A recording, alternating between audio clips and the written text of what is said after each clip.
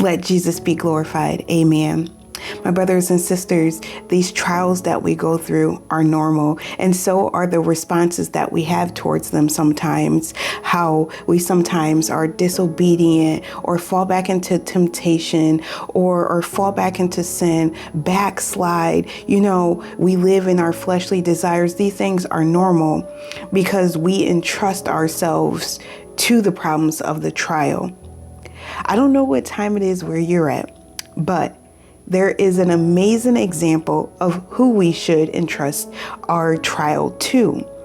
Because I've never met one Christian who's just like, I want to be a sinner again, or I want to be in this despair. It's just something natural that happens to us. But we have to stay in our Bible and follow the examples of our amazing ancestors, people who went through these things as well. And there's one story about two men who woke up at midnight, and instead of entrusting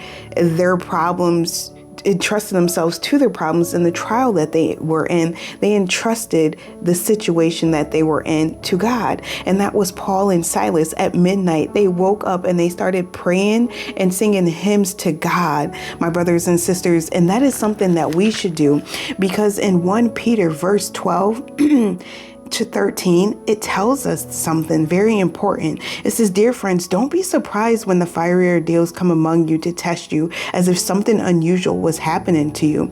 Instead, rejoice as you share in suffering of Christ, so that you may also rejoice with great joy when his glory is revealed."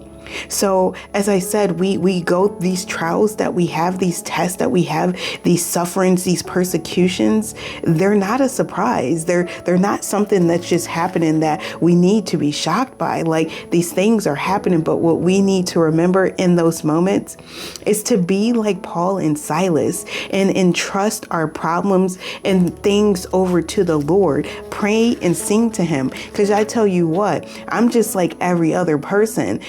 Sometimes I don't want to go to the gym for an hour again. I want to go for 30 minutes, or this trial is really making me feel some type of way. I don't feel like praying, or some of these things happen to me all the time. I'm just like every single person. But what I do want to pray right now is for the Lord to remind us in these moments and in these trials that these things are not a shock, that they are happening for a reason.